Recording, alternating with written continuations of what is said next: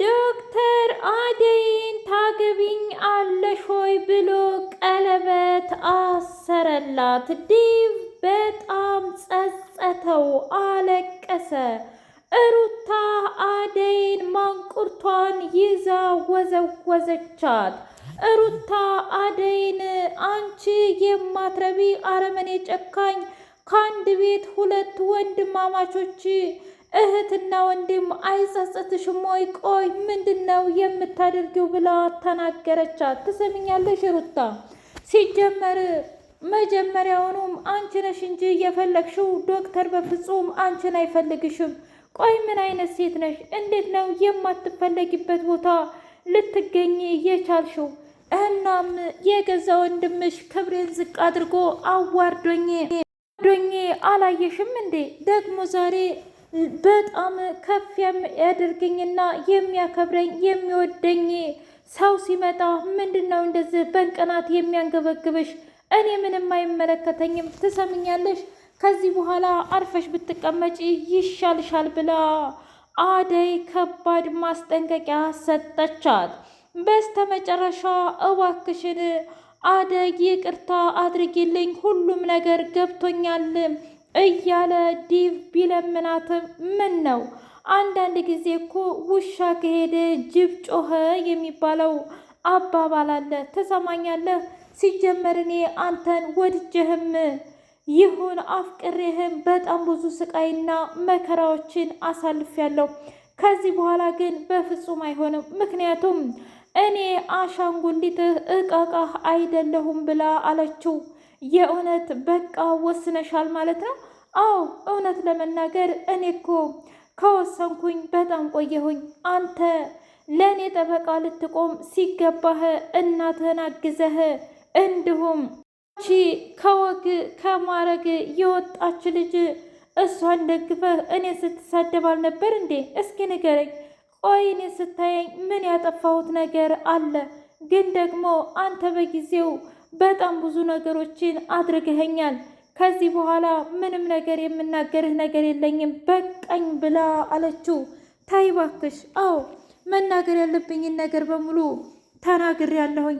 ስለዚህ ዲቭ ከዚህ በኋላ አጠገቤ እንዳትደርስ፣ ይህ የመጨረሻዬ ማስጠንቀቂያዬ ነው ምትል ከሆነ ደግሞ ሰተት ብዬ ሂጄ ለእናትህ ነው የምናገረው ብላ አለች። አይ እንደዚህማ ማድረግ የለብሽም። ምክንያቱም ለወደፊቱ ምን መሰለሽ፣ ምንድን ነው እማዬ ሄዳለች። ምን?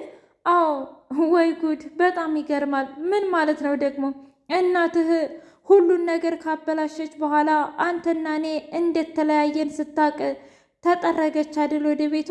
አየህ፣ እንደዚህ ናት ያንተ እናት። ግን ደግሞ አንተ ከኔ ይልቅ እናትህንና ቤሬን አምነህ የኔን ፍቅር አጣህ። ዲቭ፣ እኔ በፍጹም ላንተ በፍጹም እበዛብሃለሁ እንጂ አላንስብህም ነበር። በማንነቴ ዝቅ አድርጋኝና ተጫውታብኝ አትቀርም። ከዚህ በኋላ አጠገቤ እንዳትደርስ ብላ አለችው። ይገርማል። በዚህ ቅጽበት ትረሽኛለሽ ብዬ አስቤም አላውቅም ነበር አደይ። ሲጀመርም ገና መጀመሪያ አንቺና ዶክተሩን ያላችሁን ግንኙነት አልወደድኩትም ነበረ። ትሰማኛለህ? እኔ ራሴ ነኝ የወሰንኩት። አንተ በገፋኸኝ ቁጥር አብሮኝ ያለው ዶክተሩ ነው። ነይ ቶሎ፣ እንደዚህ ብታረጊ ይሄ ነው፣ ራስሽን አትጣይ፣ ራስሽን ተንከባከብ እያለ ራሴን እንደወድና እንዳከብር እንዲሁም ማንም ጥሎኝ ሲሄድ እንዳልሰባበር የረዳኝ ወንድ ማለት ዶክተር ነው። ምንም አይመለከትም። እኔ እንግዲህ አንተን አፍቅሬ ባንተ ላይ ሄድኩም፣ አንተ ተስፋ አስቆርጠኸኝ ሄድኩም። እኔና ፈጣሪ አይደለን እንደ የምናውቀው። ስለዚህ አንተ ምን አጨናነቀ? ሲጀመር አንተ በፍጹም አንቺ ማመን የለብኝም። ማመን ያለብኝ ቤኔንና እማዬ ነው ብለህ አንተ ራሱ ወደ ፈቅደህ ተናግረህ የለ። ታዲያ አሁን የምንድን ነው መሽለጥለጥ? ቆፍጠን በል እንደወንድ። እስኪ ንገረኝ። ዶክተር እንኳ ሁሉ መከራና ስቃይ አውጥቶኝ ስሜቱን እንኳ የነገረኝ ዳይመንድ ነው። እኔን እንደሚወደኝና እንደሚያፈቅረኝ የነገረኝ እሱ ነው። አየህ፣ ቢያንስ እንደዚህ አይነት የሚያከብረኝና የሚወደኝ ወንድ አለ።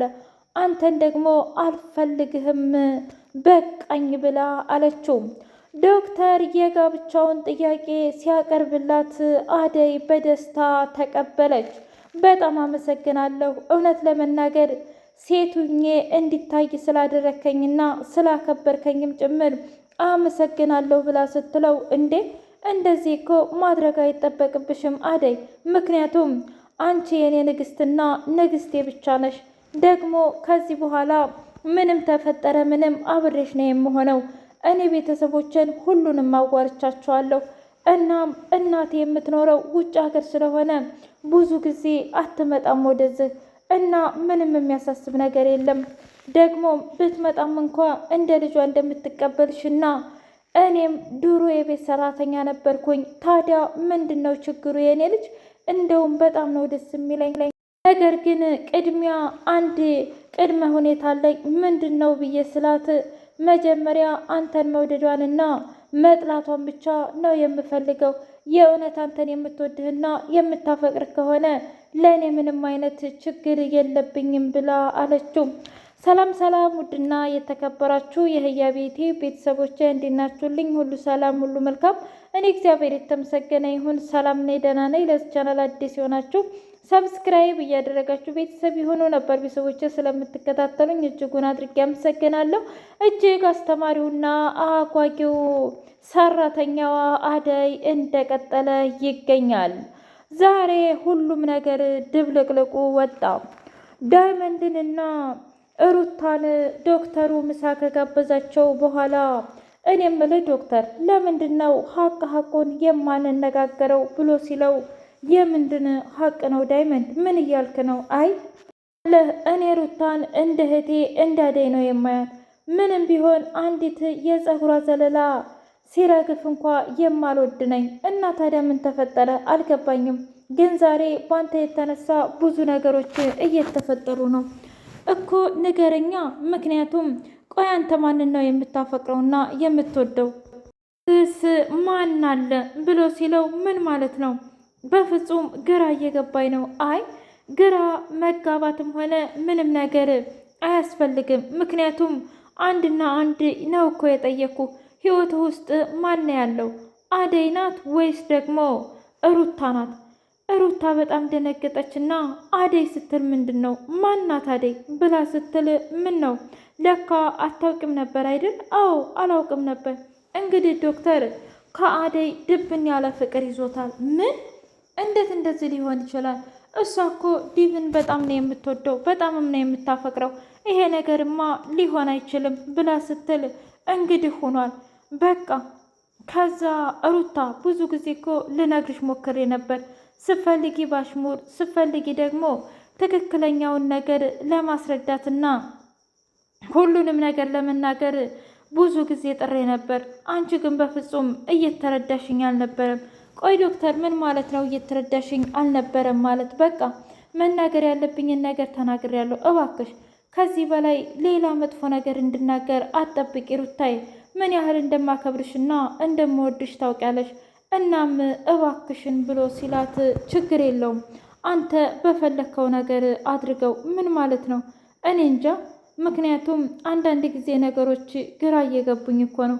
እንዴት አንተና እሷ ከመቼ ወዲህ እንዲህ ነው ልትቀራረቡ የቻላችሁት? እሷስ ቢሆን ፍቅር ቀላል ነው እንዴ? ማለቴ ዲቭን በምን ጊዜ እረስታ ነው ወደ አንተ የተሸበለለችው ብዬ ነዋ። ትሰሚኛለሽ ሩታ፣ እሷ ዲቭን አልረሳችውም፣ ግን ደግሞ ዲቭ እሷን ረስቷታል። ምን? አዎ ዲቭ እሷን ረስቶ ጭራሽ ባጉር ጥርጣሬ እናቱን አምኖና ያችን ማናት ቤሪ ናት ቤቲ የምትባለዋን ልጅ አምሮ በጣም ብዙ ነገር ተጫውቶባታል። ከዛም በኋላ እኔና እሷ መቀራረብ ጀመርን።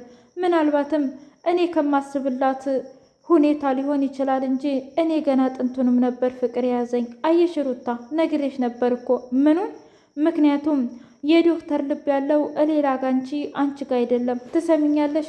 ዛሬ ላይ ምናምን ዛሬ ላይ ሻክራዬ ላትረጅኝ ትችያለሽ፣ ነገ ላይ ግን የሚጸጽትሽን ነገር አድርጊ በፍጹም አልፈልግም ብሎ አላት። ቆይ ምንድን ነው የሚጸጽተኝ? በቃ የሚጸጽተኝማ ምናልባት ላንቺ ዶክተሩ ሌላ ሴት እንደሚወድና እንዲሁም አንቺን እንደማይወድሽ ብነግርሽ ኑሮ ልብሽ ይሰበራል። ያለኝ አማራጭ ደግሞ አደይ ሌላ ሴት እንደሚወድ ነው። ካልነገርኩሽ ህይወትሽ ይበላሻል። እስኪ ንገሪኝ። ምክንያቱም እሱ እኮ ላንቺ ምንም አይነት ስሜት የለውም ከእህትነት የዘለለ ብሎ ሲላት፣ እንዴ ዳይመንድ፣ ምናልባት እኮ እሱ በድብቅ አፍቅሮኝ ይሆናል ብላ አለች። ከዛ በጣም ሳቀባት። ቆይ ምን እያልክ ነው ዳይመንድ? የእውነት እኔን አያፈቅርሽም አይወድሽም እያልከኝ ነው? እንደዛ ማለት አይደለም። ግን ደግሞ እሱ ራሱ ቢወድሽና ቢያፈቅርሽ እስከ ዛሬ ለምን ዝም ይላል? ፍቅሩን እኮ ይገልጽልሽ ነበር።